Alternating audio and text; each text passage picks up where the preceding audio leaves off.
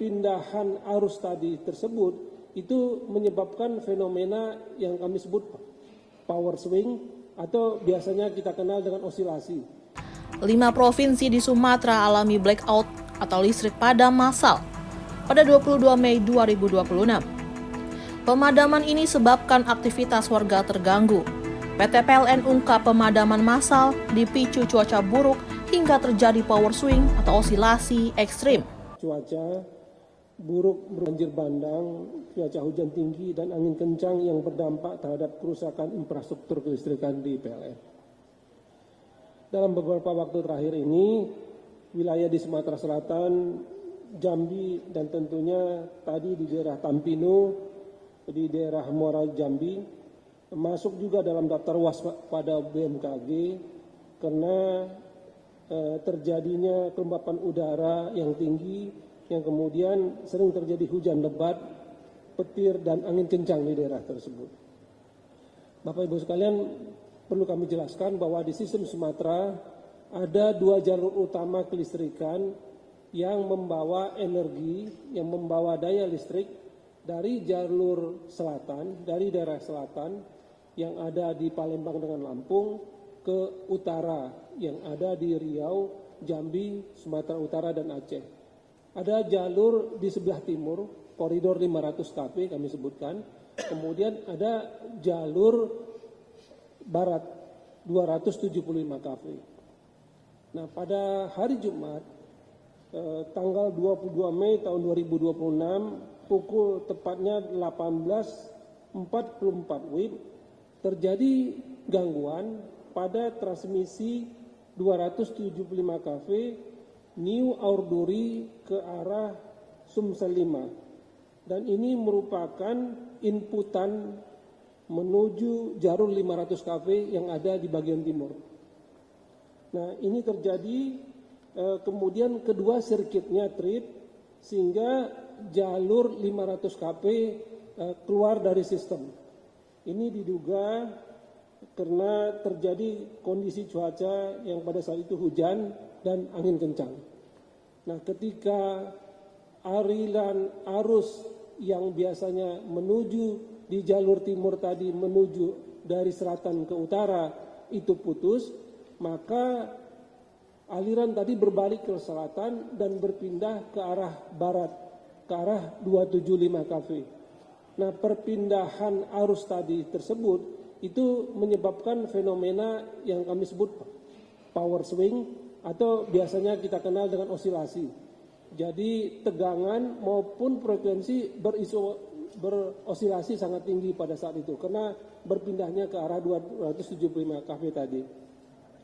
Nah, ketika osilasi tersebut sampai pada satu tahap teknikal tertentu, maka di jalur barat tadi, di jalur 275 kV tadi, itu juga perlu mengisolasikan diri agar jangan sampai power swing tadi itu menyebabkan gangguan yang lebih luas.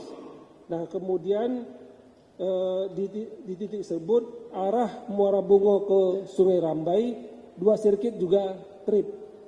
Nah, ketika trip maka terpisah sistem di Sumatera, ada bagian selatan yang berlebih dengan pembangkit, di situ frekuensinya tinggi. Kemudian ada di sisi utara yang kekurangan pembangkit, di situ frekuensinya rendah. Di bagian selatan, karena frekuensinya rendah, ada beberapa pembangkit yang kemudian trip, lalu ada defense scheme kami yang bekerja sehingga sistem di sisi selatan kemudian normal. Tidak ada pemadaman di daerah Lampung dan sebagian besar daerah Palembang, tidak ada padam. Tetapi apa yang terjadi di daerah utara adalah di sana kekurangan dari pembangkit, frekuensinya rendah, karena frekuensi rendah, pembangkit-pembangkit ada yang tidak tahan, kemudian trip, lalu terjadi domino efek. Trip 1, kemudian pembangkit-pembangkit lain frekuensinya semakin turun, kemudian akhirnya pembangkit-pembangkit di bagian utara trip semua, sehingga pelanggan-pelanggan kami di Jambi, di Riau, Sumbar, Sumut, dan Aceh mengalami pemadaman. Kemudian setelah terpisah sistem tadi, maka pada 2 jam pertama para petugas PLN di lapangan melihat ke GI-GI apakah ada gangguan fisik yang terjadi untuk memastikan jangan sampai terjadi seperti yang pernah terjadi di Aceh. Alhamdulillah kemudian aman, bisa sistem transmisinya bisa kami normalkan. Terjadinya gangguan sistem. Barreskrim Polri mengungkapkan hasil investigasi lapangan terkait penyebab blackout di Sumatera. Wakabare Skrim Polri bilang ditemukan kabel transmisi putus di titik awal pemicu blackout di Sumatera. Selain itu, ia memastikan tidak ada indikasi sabotase dalam peristiwa blackout di Sumatera. Hal itu dibuktikan dari pola putusnya kabel transmisi yang tidak rapih.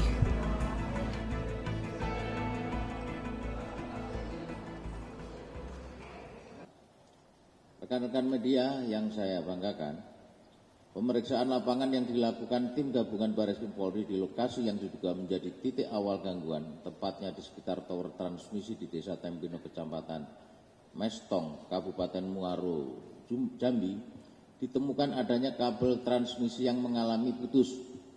Sementara itu, kondisi fisik tower transmisi secara umum masih dalam keadaan baik dan tidak ditemukan kerusakan signifikan pada struktur tower.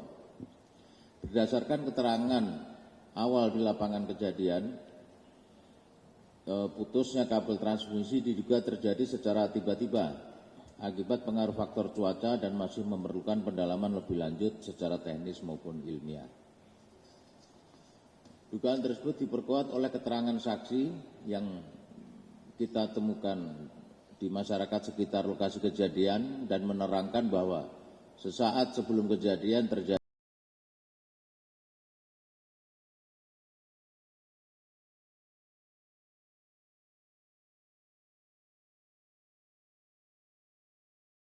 dari hasil wawancara terhadap saksi-saksi masyarakat, Sabridal selaku Ketua RT, Saudara Narto Wijoyo dan Saudara Eka Dedi Setiawan diperoleh informasi bahwa para saksi merupakan warga yang tidak jauh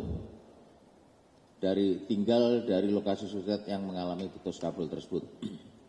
Untuk kepentingan lebih lanjut, rekan-rekan sekalian, bagian kabel transmisi yang mengalami putus telah diamankan dan saat ini berada dalam penanganan Puslapor Polri guna dilakukan pemeriksaan laboratorium dan analisis lebih lanjut untuk mengetahui penyebab pasti terjadinya kerusakan.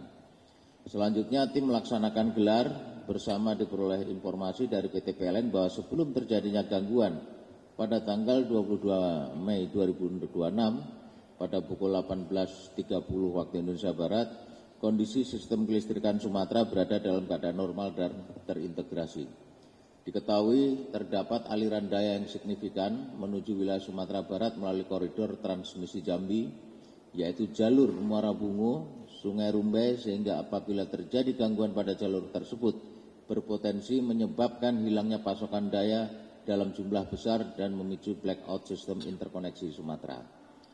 Rekan-rekan sekalian, adapun dugaan sementara penyebab terputusnya kabel transmisi masih dalam proses pendalaman dengan beberapa kemungkinan. Antara lain faktor mekanik akibat gesekan dan pengaruh angin, faktor panas akibat sambungan longgar yang menimbulkan rongga, maupun faktor tarikan atau goyangan akibat cuaca ekstrim. Sampai dengan saat ini, bisa kami pastikan tidak ditemukan adanya indikasi sabotase ataupun unsur kesengajaan dalam peristiwa blackout tersebut. Dugaan sementara mengarah pada faktor teknis dan cuaca yang ekstrim yang menyebabkan gangguan pada sistem transmisi kelistrikan. Oleh karena itu, kami tekankan kepada seluruh masyarakat bahwa kami himbau agar tetap tenang dan tidak resah, serta tidak mudah terpengaruh oleh informasi yang belum dapat dipastikan kebenarannya, serta adanya narasi-narasi yang menyesatkan bahwa seolah-olah ini adalah sabotase. Kenapa kami bisa pastikan ini bukan faktor sabotase? Karena kerusakan atau putusnya kabel atau jaringan ini tidak rapi. Dia lebih bersifat atau berbentuk serabut, seperti yang ada di depan kita, rekan-rekan. Jadi kalau itu sabotase, pasti dia potongannya lebih rapi. PT PLN menyampaikan pemulihan listrik di 5 provinsi Sumatera dilakukan secara bertahap. Direktur Transmisi PLN sebut listrik pulih total sepenuhnya baru terlaksana pada Minggu 24 Mei 2026. Sistem transmisi normal, maka berikutnya kami beralih ke sistem pembangkitan. Pembangkit-pembangkit ada kami bagi dalam 3 bagian besar. Ada pembangkit-pembangkit diesel dan pembangkit-pembangkit gas yang siap untuk black start. Kami masukkan black start, mereka dapat menyala sendiri ya, karena ada bahan bakarnya di situ, menyala sendiri. Dan ini pembangkit-pembangkit ini sepertinya ada di Banda Aceh, ada di Titik Kuning di Medan, ada di Riau, itu bangkit, kemudian menyalakan sebagian kecil demand di sana. Kemudian itu waktu koridornya kurang lebih 3-5 jam. Lalu pembangkit-pembangkit berikutnya adalah pembangkit PLTGU ya, dalam waktu kurang lebih 10-15 jam yang ada di Arun di Banda Aceh, kemudian yang ada di Belawan di Medan, lalu di Riau itu juga menyala dalam waktu 10-15 jam kemudian. Nah, yang lama adalah pembangkit-pembangkit PLTU. Pembangkit-pembangkit PLTU kami yang juga tersebar ada di Sumatera Utara, kemudian ada juga di Sumatera Jambi, Sumatera Selatan, kemudian yang ada di Aceh. Sifatnya pembangkit-pembangkit ini menyalanya 20-30 jam kemudian. Sehingga pelanggan-pelanggan kami dengan masuknya pembangkit-pembangkit secara bertahap, dimulai jam 18.44 di hari Jumat, kemudian kurang lebih 20-30% dalam 5 jam kemudian baru bisa menyala, kemudian 10-15% kembali tambah 10%, dan terakhir menyala seluruhnya pada hari Minggu jam 6.15 atau jam 6.17. Kecepatan informasi dan akurasi data adalah komitmen kami. Satu langkah lebih dekat, satu langkah lebih terpercaya. Saksikan Kompas Petang di Kompas TV, channel 11 di televisi Anda.